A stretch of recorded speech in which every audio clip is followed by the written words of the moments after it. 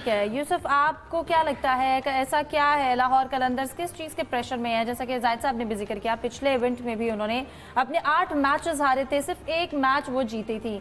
अब इस बार भी आवाम की और स्पेशली लाहौर कलंदर्स के फैन की बड़ी उम्मीदें होती हैं टीम के साथ, तो क्या उनकी टीम में क्या मसला क्या चल रहा है उनके साथ? देखिए हिफ्ज़ा, पहले मैं थोड़ा जो इफ्तिताई तकरीब इसमें थोड़ा ऐड करना चाहूँगा।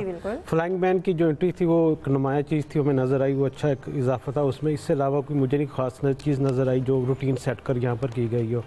और चूँकि ये 10वां सीज़न था तो इसमें बेहतर होता कि जितने भी अब तक PSL के विनर टीम के कप्तान हैं उनको वहाँ पे मदऊ किया जाता। और मेरी इत्तला तो ये है कि जो गवर्निंग बोर्ड के मेंबरान उनको भी वहाँ पर मदऊ नहीं किया गया था, ना किसी साहब के टेस्ट क्रिकेट को हमें वहाँ पर TV पे दिखाई दी है।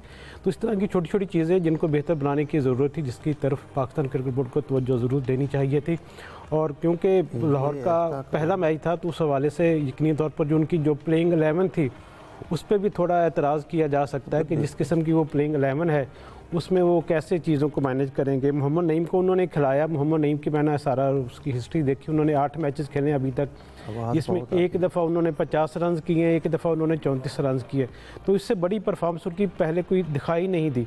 तो अब वो हो सकता है कि क्योंकि वो उनके प्ले डेवलपमेंट प्लान का हिस्सा थे, 2022 में वो खेले, उसके बाद उनको दोबारा 3 साल के बाद लाहौर कलंदर्स की जानिब से मौका दिया गया।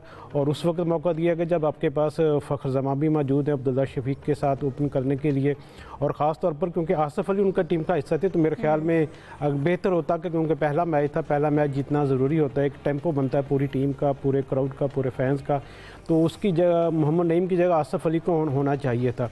और जहाँ तक बात है, अब्दुल्ला शफीक ने यकीनी तौर पर बहुत अच्छी इनिंग्स खेली, लेकिन मैं समझता हूँ कि जो टर्निंग पॉइंट था वो था फ़खर जमां का उठती हुई बाल को खेलने की कोशिश करना। वो बाल थोड़ा तेज़ भी आया था जिसको वो समझ नहीं पाए, क्योंकि पहला मैच था, हो सकता है कि उनकी अभी तक फॉर्म और फिटनेस और उस तरह की ना हो जो इंटरनेशनल मैचेस के लिए होनी चाहिए।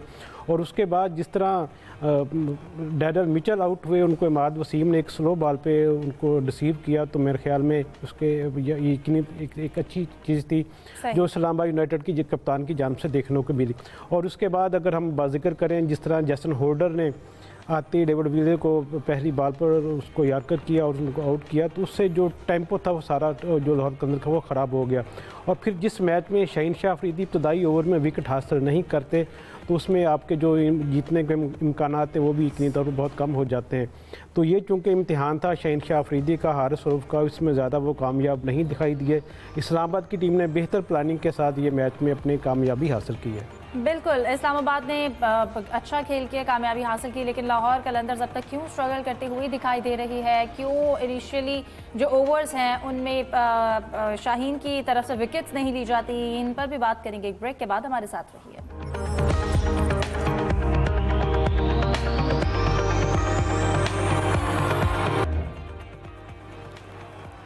Welcome back. तो इस वक्त पेशावर और कोयटा का मैच जारी है और पेशावर ज़ल्मी इस वक्त बैटिंग के लिए मैदान में आ चुकी है और एक खिलाड़ी आउट हो गया है पेशावर ज़ल्मी का, जो कि बाबर आजम है।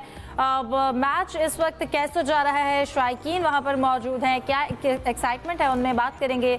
जुल्फ़िकार बेग ने हमें ज्वाइन किया है, पिंडी में वो मौजूद हैं। जुल्फ़िकार, बताइएगा सबसे पहले तो इस वक्त मैच कैसा जा रहा है वहां पर, बाबर के स्पेशली आउट होने के बाद शायकीन के क्या कह ले तासुरात है? जी, बहुत बड़ी तादाद में आज शायकीन दोनों टीमों को बैकअप करने के लिए स्टेडियम में मौजूद हैं। जब बाबर स्क्रीन पे पिच पे मौजूद थे तो काफ़ी लोग एक्साइटेड थे, उन्होंने बाबर के नारे लगाए, लेकिन मायूस कौन कारकर्दगी थी उनकी और आउट हो गए वो, जिसके बाद शायकीन के अंदर भी जाहिर है वो जोश से जज्बा नहीं पाया जा रहा था।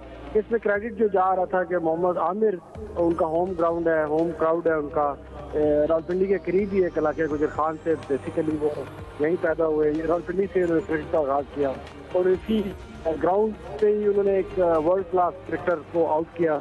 और उसके बाद जो स्पेक्टेटर थे डेफिनेटली पिंडी के जो प्लेयर्स को, तमाम प्लेयर्स को सपोर्ट करते हैं, लेकिन पिंडी के प्लेयर्स के साथ उनकी डिफरेंट किस्म की अटैचमेंट होती है पिंडी बॉयज़ की। तो काफ़ी इंटरेस्टिंग मैच है, स्कोर का एक बड़ा पहाड़ उन्होंने बना दिया था उनके अगेंस्ट। तो ज़ल्मी को इस वक्त काफ़ी मुश्किलात का सामना है और जैसा कि वो तौक़ात की जा रही थी कि उनके बॉलर्स पे डिपेंड किया जा रहा था, क्योंकि जो ज़ल्मी की बॉलिंग अटैक है तो वो इस दफ़ा भी उन्होंने कोई आउट क्लास परफॉर्मेंस का मुजाहरा नहीं किया, लेकिन इसके बावजूद अभी तक की जो सूरत हाल है उसमें जो कोटा ग्लैडिएटर है वो आउटस्टैंडिंग परफॉर्मेंस है उनकी। इसमें स्पेशली मैं आमिर का जिक्र करूँगा, आमिर के बारे में जितने भी स्टेडियम के बाहर भी लोगों से बातचीत हुई तो मैक्सिमम लोगों का ये कहना था कि आमिर की बॉलिंग देख रहे हैं और बाबर आजम की बैटिंग। आमिर की बॉलिंग ने उनको डेफिनेटली एंजॉय किया होगा उस बॉलिंग को। जी ठीक है जुल्फ़िकार, कहिएगा कि पेशावर की तो चले बैटिंग जारी है, लेकिन कोयटा ने जिस तरह से बैटिंग की है और 216 रन्स बनाए हैं, तो क्राउड कितना चार्ज देख रहे हैं वहां पर?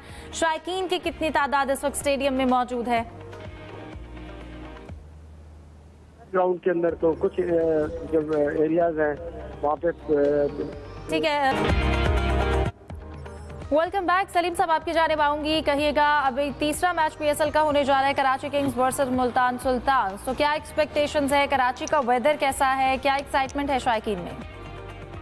कराची का वेदर बिल्कुल लाहौर जैसा है, गर्म मौसम। आपके यहाँ बारिश हो गई थी, हमारे यहाँ बारिश बहुत कम होती है और मैच के लिए शायकीन में बहुत अफसोस के साथ कहना पड़ता है कोई इतना ज्यादा नजर नहीं आ रहा है इंटरेस्ट यहाँ पे। और पीसीबी को पता था ऐसे ही होगा, इसमें सिर्फ 5 मैच यहाँ पे रखे गए हैं जिसमें से पहला आज है। लेकिन प्लेयर्स बहुत ज्यादा पुरजोश हैं और खास तौर पर जो लोग टेलीविजन पे मैच देखेंगे या जो स्टेडियम जाके देखेंगे उनके लिए डेविड वार्नर जो है वो सबसे इम्पोर्टेंट है। हर कोई ये चाहता है कि डेविड वार्नर एक बड़ी इनिंग खेले और यू नेवर नो, क्या पता वार्नर सेंचुरी कर जाए, कुछ ऐसा छक्के चौके लगाएंगे अगली दफा लोग सोचेंगे यार हमें भी जाके स्टेडियम में मैच देखना चाहिए। चलिए, वार्नर को बैटिंग करते हुए देखना चाह रहे हैं। जाहिद साहब, आप क्या कहेंगे? एक शॉर्ट सा आंसर, कराची और मुल्तान में से कौन लगता है कि जीत जाएगी? देखें ये तो कहना तो अभी मुश्किल है क्योंकि टीमें जो अपना पहला मैच खेल रही हैं, जब तक एक 2 मैचेस नहीं खेलेंगी तब तक हम मामला क्लियर नहीं होगा कि क्या कम्बिनेशन टीमें बनाती हैं और कंडीशंस कैसी हैं। क्योंकि ऑन पेपर अगर माजी में देखा जाए तो मुल्तान सुल्तान तो 4 दफ़ा फाइनल खेल चुकी है, लेकिन दूसरी तरफ अगर ऑन पेपर देखें तो कागजात पर भरपूर किस्म की, लेकिन ऑन ग्राउंड देखेंगे यूसुफ, कराची या मुल्तान? कराची। ठीक है, यूसुफ ने अपनी टीम बता दी है, बिल्कुल शॉर्ट इसी तरह का to the point. Let's see कि आज का मैच कौन जीता है। प्रोग्राम का वक्त खत्म हो गया है, दीजिए इजाजत, अल्लाह हाफिज।